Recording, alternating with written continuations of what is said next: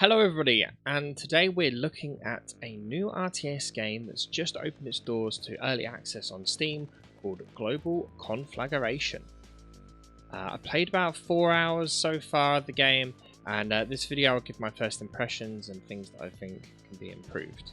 So, before we get started, a bit about my play history in RTS games. I've played a lot over the years. I've played pretty much all of the Age of Empires, played Supreme Commanders, Planetary Annihilation, Company of Heroes, Command & Conquers. Most recently I've been playing Beyond All Reason. So needless to say, I've played a lot of RTS games. Don't get me wrong, I'm no expert, but I know ins and outs of RTS games, shall we say. So let's get started.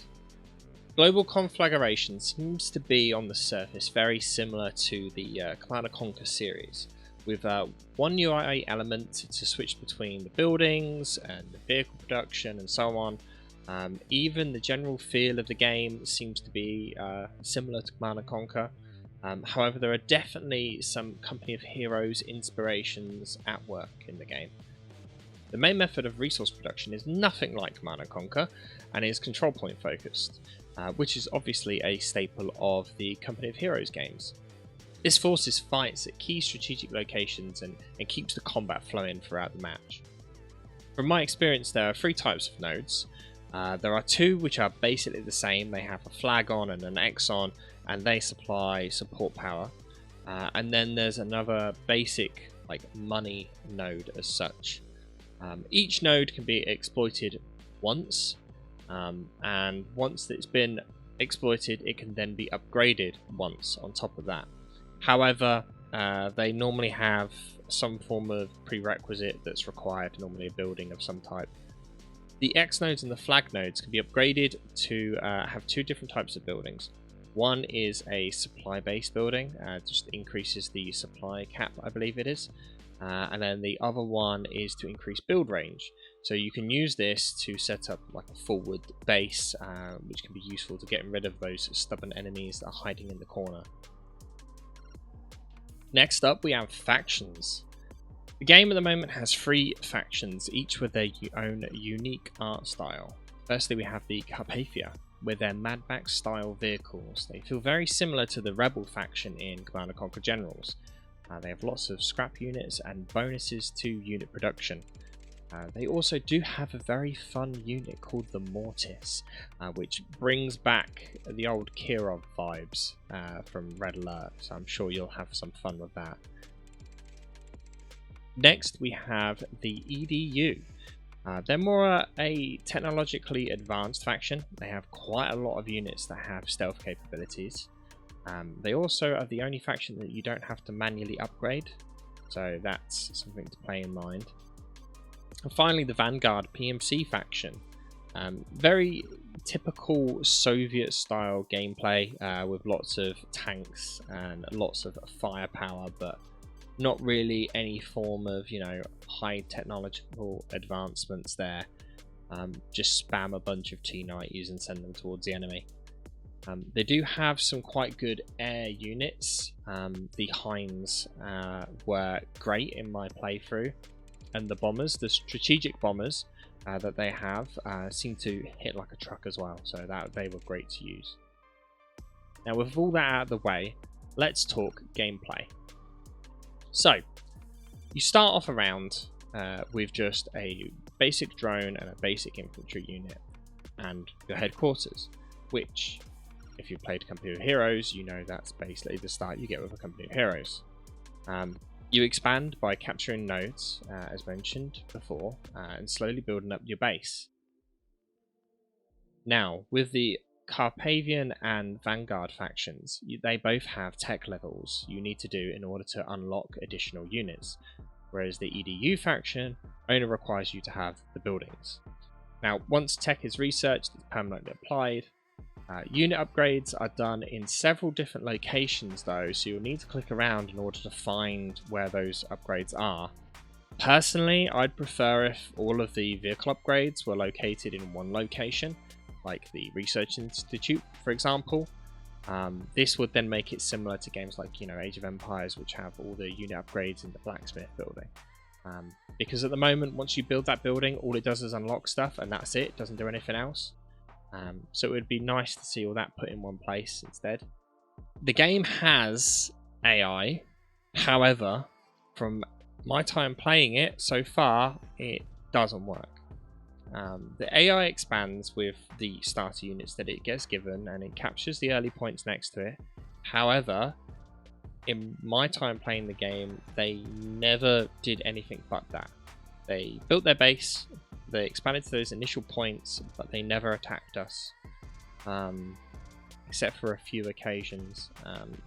But it wasn't difficult at all, and we had it on the hardest difficulty. So that was a bit of a letdown. It was very easy just to roll them straight away. I don't know if that is a map issue or it's a general pathfinding issue or what, but it was a piece of cake to deal with the AI. But the game is in alpha, so you know there's plenty of times to fix that sort of thing. Hi everybody, Editor Rec here. Just a quick note that during editing the video I received a message from the devs on Discord saying that they watched the live stream, and all the things that we brought up during the live stream they already have on their list of things to fix. So just bear that in mind as we go through the next part of the video. So now with that out of the way, let's talk about impressions of the game. We'll start with the issues that I had in my playthrough. Firstly, the combat noises. Combat noises, when I say combat noises, I mean like explosions, gunfire, things like that, were so loud that at times you literally couldn't hear anything else. I couldn't hear Discord whatsoever at times because of how loud the explosions were. And I'd already turned the volume down to basically nothing.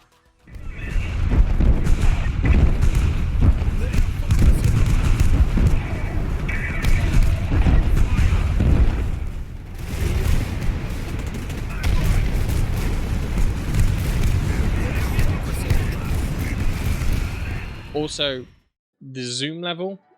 Now, this is probably just because of the amount of Beyond All Reason and Supreme Commander I played, but I felt like the camera was really close to the ground, and it was you couldn't zoom out any further. And in some of the footage, you'll see that with some of the aircraft, especially the bombers for the Vanguard, they are so large that they take up the entire screen, and you just cannot see anything else.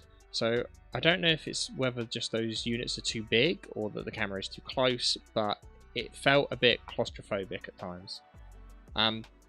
Another thing is the UI. UI could do with some work. Ideally, I'd like to see, because the different factions have such different build styles, ideally I'd like to see like a different UI layout for each faction, but that's a bit too much.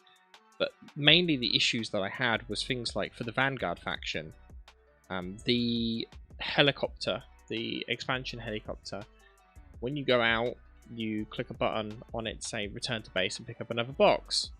But there is no cost assigned to that. So for my first 3 games, I just thought, oh, well, there's no cost assigned to that at all. It's just, it goes, does it. That's really good. And then it wasn't until I realized I kept running out of resources, because of how much I could expand early game, that I realized every time it goes back, it is taking 300 resources. But that's not communicated anywhere. It doesn't say that on the tooltip or anything. So just little things like that really could do with improvement. And also the last thing is there's a massive lack of forced attack in the game. You can't attack ground or anything like that, which, you know, games like Command & Conquer, Company of Heroes, things like that have had that for years, and is key to, you know, artillery roles in these games, is being able to force fire locations. And so with that not here, I kind of felt like the artillery was a bit useless, especially when a lot of them, especially the Vanguard's missile trucks, have like a really slow missile travel time. By the time you've got there, you've already killed everything. So it's a bit of a disappointment on that front. One more bad thing, unfortunately, is that on maps with buildings, they have no impact at all. So the vehicles can shoot straight through them. They can't path around them, although they do path kind of like diagonal across some. But there's no obstruction of view or anything like that, like you get in Company of Heroes from it. Obviously, infantry can't take cover in buildings either, which is not too big of a deal. But again, it's been in, you know, Command & Conquer since at least Red Alert 2, so a bit disappointing to not see something like that in here when they already have like a mechanic for getting infantry inside of units. But the biggest issue is being able to shoot through buildings is not good. But with all out of the way, let's get on to the good stuff. So, even though I've complained about the sounds themselves were really good. The soundscape is just great.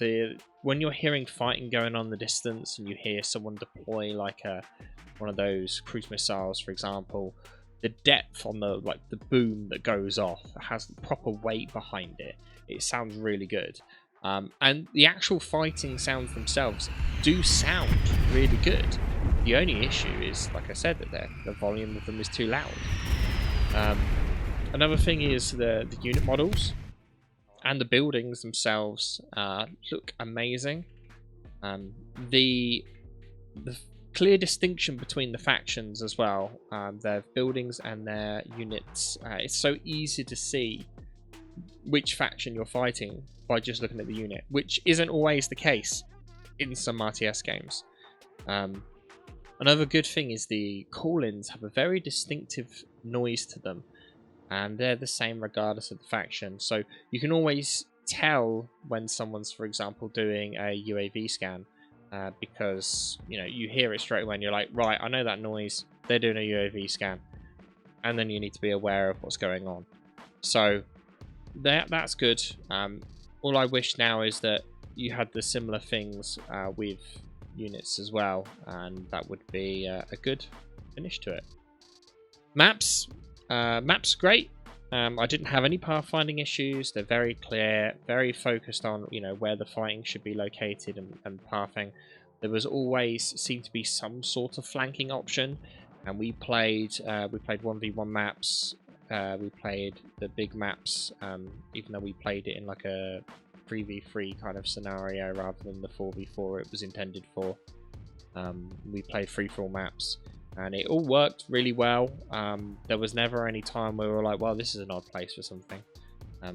So no, the maps are really well designed and they look good as well. The only downside is maps that have buildings on is when you start a map. This is just a tiny thing, but when you start a map, you get every single pane of glass shattering across the entire map as it waits for people to load. Get out every time we come in, everything breaks. Yeah, all the windows explode. So overall, the game is fun. We really enjoyed playing it, but it is only playable really in PvP, which is a bit of a problem. The game is in alpha though, so there's plenty of time for that to change. If the issues do get resolved that we've mentioned, I can see this becoming the Command & Conquer game we should have gotten, rather than the rubbish that is Command & Conquer Rivals. Yes, I'm looking at you, Rivals. Now, if you're interested, I'll have a link for the game in the description below. Thank you all for watching, and don't forget to hit that subscribe button, and I'll see you all next time.